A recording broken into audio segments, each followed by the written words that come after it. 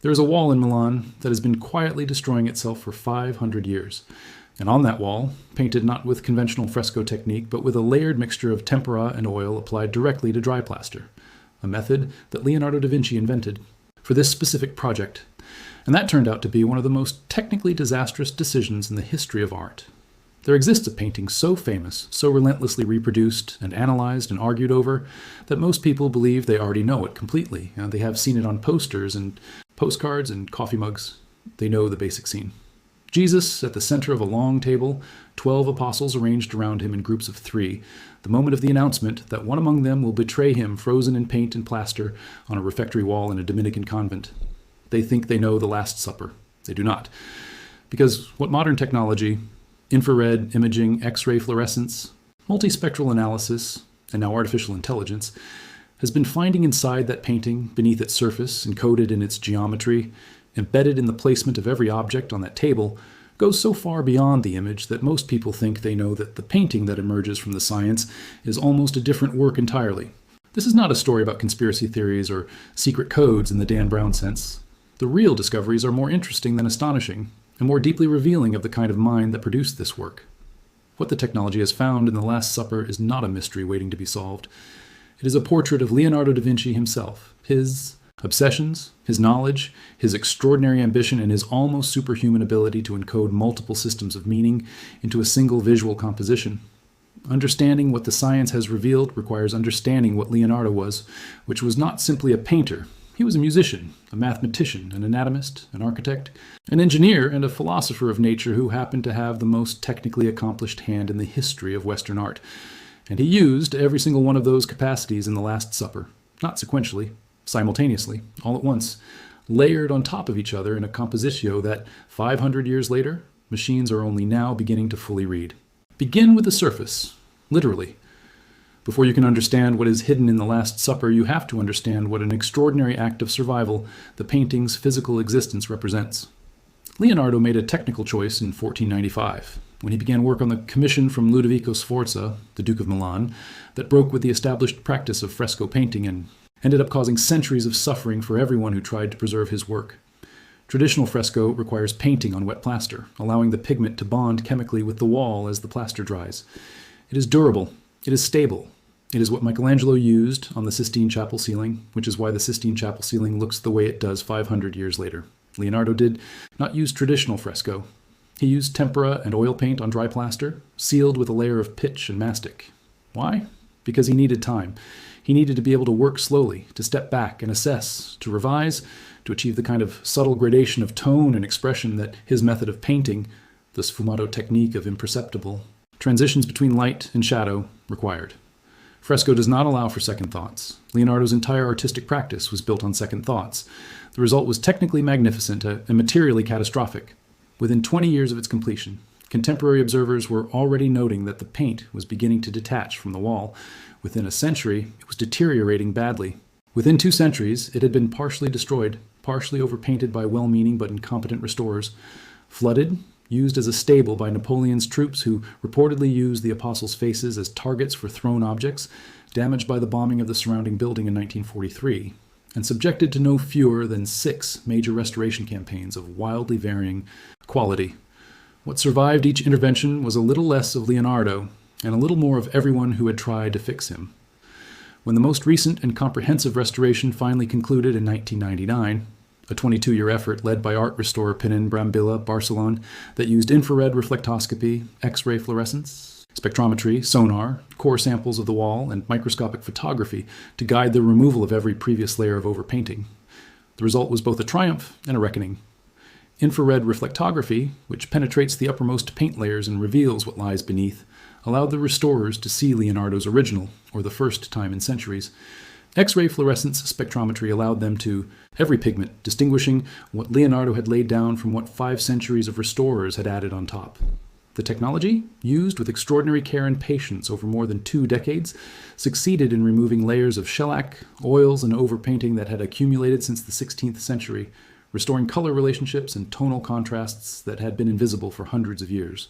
But here is what the 1999 restoration also revealed, and what art historians have been grappling with ever since. The damage is so severe, and so much of what survives is fragmentary, that credible scholars estimate that only about 20% of what you see on that wall today is original Leonardo. The rest is reconstruction, extrapolation, and the accumulated work of restorers doing their best with what they had. Which raises an immediate and somewhat vertiginous question. Which 20%? Where is Leonardo, and where are the people who came after him? That question, which the 1999 restoration could only partially answer, is precisely what modern multispectral analysis and artificial intelligence are now being applied to address. The most significant recent advance in understanding the original Last Supper came not from Milan itself, but from a canvas hanging in a small abbey in Tongerlo, Belgium. The Tongerlo Last Supper is a large canvas painting of the same scene, and it has been known since at least 1545, within living memory of the original commission. For generations, it was assumed to be simply a copy, the work of a student, interesting as a historical record, but not in itself a primary Leonardo document. Then a research team from IMEC and IPARC subjected it to a full multispectral and infrared reflectographic study, a 2-year process of non-invasive imaging that looked through the visible surface of the painting into the layers beneath. What they found transformed the canvas from a curiosity into a critical document. The infrared reflectography revealed that the Tongerlo canvas had been produced using the same cartoons, the full-scale preparatory drawings, that Leonardo used for the Milan fresco, not copies of copies. The same original cartoons, the spatial relationships between figures, the precise positioning of every hand, every fold of drapery, every object on the table, matched the original composition to a degree that could not have been achieved by freehand observation of the Milan wall. The mechanical transfer from cartoon to canvas was unambiguous. The Tongerlo painting was produced inside Leonardo's own Milanese workshop between 1507 and 1509, which is to say, not long after the original was completed, by his students Giampietrino, Andrea Solario, and Marco Dogiono, working under his direct supervision. It was, in other words, a workshop production of the highest order. And the infrared analysis of one specific face, the face of John, the beloved disciple, seated to the right of Jesus, revealed something even more striking. The sfumato modeling of that face, the imperceptible gradations of tone that are the most technically demanding and most personally distinctive element of Leonardo's painting style, was consistent only with Leonardo himself. In the midst of a workshop production, Leonardo had picked up the brush and painted one face with his own hand. Why John? Because John's face was the most critical in the composition. It was the face that carried the most emotional weight. The young disciple, resting near Jesus, the one who would be asked to identify the betrayer, the embodiment of innocence and grief at the moment of its greatest test. If any face in the painting needed to be right, it was this one. And Leonardo, apparently unable to trust even his most accomplished students with it, painted it himself.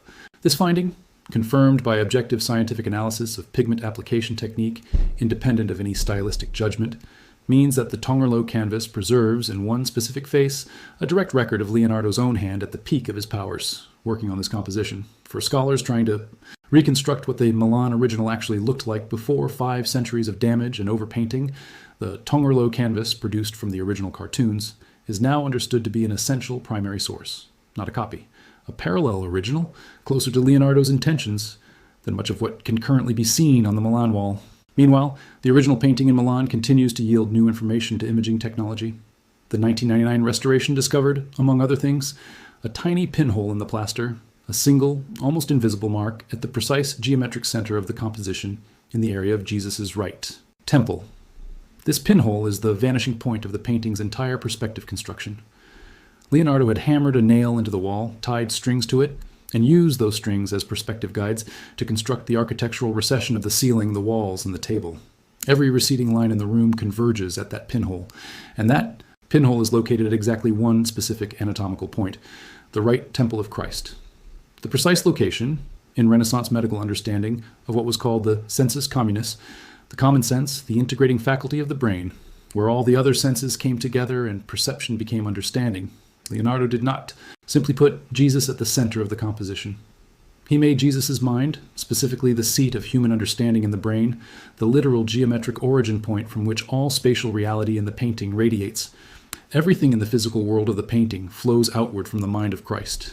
That level of intentionality, encoding a medical and philosophical concept into the geometric infrastructure of a perspective construction, is characteristic of how Leonardo worked. He did not make decorative choices. Every decision served multiple purposes simultaneously. The architecture of the space is not simply background scenery. It is a machine for producing meaning. The three windows behind Jesus, which open onto a landscape outside, are positioned so that the central window creates a natural halo of light around Christ's head, not a painted halo of the kind Leonardo's predecessors had used, but a halo generated by the architecture of the room itself, by the relationship between the figure and the light source behind him. Leonardo replaced the supernatural convention of the painted halo with a naturalistic equivalent, produced by the same understanding of light and space that governed all his scientific work. Faith in Leonardo's composition does not require the miraculous. It is embedded in the physics of how light enters a room. The objects on the table carry their own layer of encoded meaning, and it is here that one of the most remarkable and genuinely verified discoveries about the painting emerges. In 2007, an Italian musician and computer technician named Giovanni Maria Palla, who had been studying the Last Supper since 2003, made an observation that initially sounds too neat to be taken seriously.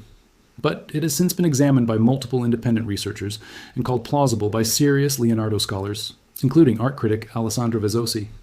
Palla noticed that the positions of the hands of Jesus and the 12 apostles and the placement of the loaves of bread on the table appeared to follow a logic that went beyond the compositional. He overlaid a standard 5-line musical staff on the painting, aligning it with the table, a natural baseline, and with the heights of the figure's hands. Each hand position and each loaf of bread corresponded to a note on the staff. When he mapped all of them, he had a complete musical sequence. And when he played it, the notes made no obvious musical sense until he remembered something fundamental about Leonardo da Vinci. Leonardo was left-handed, and he wrote in mirror script from right to left. When Palla read the musical sequence from right to left, following Leonardo's habitual direction, what emerged was a 40-second piece of music, not a random sequence of notes. A coherent, mournful, dirge-like melody, which Palla identified as a form of hymn, most effectively performed on a pipe organ, the primary instrument of sacred music in 15th century Italy. The music, when played, sounds like a requiem, slow, deliberate, carrying the emotional weight of grief and solemnity that the scene demands. Leonardo, who was deeply trained in music and who contemporary accounts describe as an exceptional lute player and singer, apparently embedded a musical composition into the visual composition of the painting, using the hands and bread as a notation system. The bread, in Christian symbolism, representing the body of Christ, and the hands representing the act of blessing, turning the sacred symbols of the Eucharist into the physical notation of a sacred melody. The painting, if Palla's reading is correct, is also a score, and you can only read it the way Leonardo read everything, from right to left, in his direction, on his terms. This is not the only piece of encoded information in the painting's geometry. Researchers examining the mathematical proportions of the composition have noted that the groupings of the apostles, arranged in 4 groups of 3, symmetrically distributed around the central figure of Jesus, correspond to multiple interpretive systems simultaneously. The groupings of 3 echo the theological concept of the Trinity, present 4 times in the composition, flanking the singular Christ. The 12 apostles correspond, as researchers including Sabrina Sforza Galizia have argued, to the 12 signs of the zodiac, a correspondence that would have been immediately meaningful to a Renaissance mind for whom astrology and astronomy were not fully separated disciplines, and for whom the movements of the heavens were understood as the physical expression of divine order. Leonardo's notebooks are full of astronomical observations and calculations. That he organized his 12 apostolic figures according to a cosmological scheme would be entirely consistent with his known intellectual obsessions. Beyond these encoded systems, the painting also carries a layer of straightforward narrative symbolism that modern viewers often miss because it requires knowledge of Renaissance visual conventions. The overturned salt cellar near the elbow of Judas Iscariot, visible in the area of the third figure to Jesus' left, was a universally recognized symbol in Leonardo's time for bad luck and treachery. It is not an accident of composition. It is an accusation, placed precisely, pointing at the traitor without requiring a word. The hand of Peter, reaching toward a bread knife, an object that should have no purpose at a meal, has been read as either a gesture of protective defiance toward the moment of Jesus' arrest in Gethsemane, or as a reference to Peter's act of cutting off the ear of the high priest's servant during that arrest. Either reading makes the knife not a prop, but a narrative element, a reference to the violence that will follow this meal within hours. What the AI analysis being applied to high-resolution scans of the painting is doing, building on all of this prior scholarship, is something qualitatively different from what the human eye can achieve, even with the best scholarly training. Machine learning systems trained on large databases of art historical imagery can detect patterns in brushwork, identify pigment boundaries invisible to the eye, track the spatial relationships between objects across the entire composition simultaneously, and compare the painting's internal geometry against mathematical models with a precision and completeness that no human analyst can match.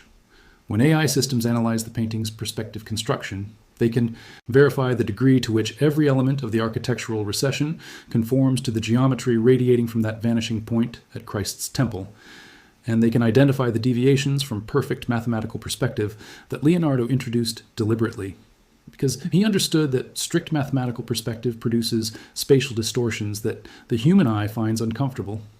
His modifications are corrections for human visual psychology, adjustments made from knowledge of how the eye actually works that go beyond what the formal rules of perspective required. The painting was not built to be mathematically correct. It was built to be humanly true. And that distinction between mathematical correctness and human truth is one of the central preoccupations of Leonardo's entire body of work. He studied anatomy not to produce medical diagrams, but to understand how the body expresses the inner life of the mind. He studied optics not to produce lens prescriptions, but to understand how the eye constructs its perception of the world. He studied music not as a performer practicing scales, but as a theorist understanding the mathematical relationships between sounds. And he applied all of that knowledge to the Last Supper simultaneously, building a painting that operates as a theological statement, an anatomical study of emotional expression, a perspective demonstration, a musical composition, and a philosophical argument about the relationship between the divine and the natural world, all at once, in a space 9 meters wide on a wall in a monastic refectory in Milan. The damage to that wall, the centuries of deterioration, the incompetent overpainting, Napoleon's soldiers, the floods, the bombs, represents a loss that cannot be fully recovered. What is there now is a fragment of what Leonardo put there. But the science and the technology are doing something extraordinary with that fragment. They are reading it at wavelengths beyond the visible. They are imaging it at resolutions that reveal brushstrokes too small for the unaided eye to resolve. They are comparing it against the Tongerlo canvas to recover compositional information that the Milan original has lost. They are running the geometry through computational models to verify the mathematical systems that organize the composition. And they are, slowly and carefully, beginning to distinguish between what is Leonardo and what is not, beginning to reconstruct digitally and analytically what the painting was before the world began taking it apart. There is something almost unbearably poignant about this project. The painting is dying. It has been dying since the paint first began to lift from the plaster in the early 16th century.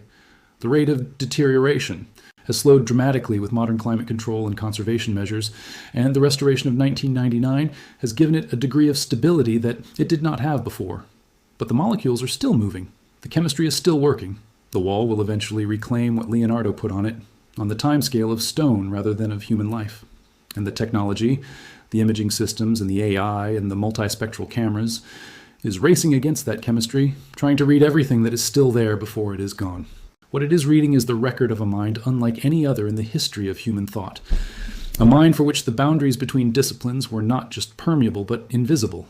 For whom music and mathematics and anatomy and optics and theology and painting were not separate subjects, but different approaches to the same underlying reality. Leonardo believed that reality was organized according to mathematical principles, that those principles were the signature of the divine intelligence that had created the world, and that the task of the artist was not to decorate, but to reveal. The Last Supper is the fullest expression of that belief in any single object he left behind. It is, at once, a painting and a score and a mathematical theorem and an anatomy lesson and a theological argument. It is the record of a mind thinking at full power, using every instrument available to it, about the most charged moment in the story of Western civilization. 500 years of looking have not exhausted it. The machines that are now reading it are finding things that 500 years of human eyes missed. And the picture that emerges from all of that reading is not simpler or more resolved than the picture that went in. It is richer, more layered, more astonishing, more unmistakably the product of a single extraordinary human intelligence working at the absolute limit of what a human intelligence can contain. The AI does not demystify the Last Supper, it deepens it. Because what the technology ultimately reveals is not a secret. It is a standard of what a human mind, given enough knowledge and enough time and enough ambition, can put into 9 meters of a painted wall. And that standard, even seen through the ruins of 5 centuries and the best imaging technology of the 21st century, is still breathtaking.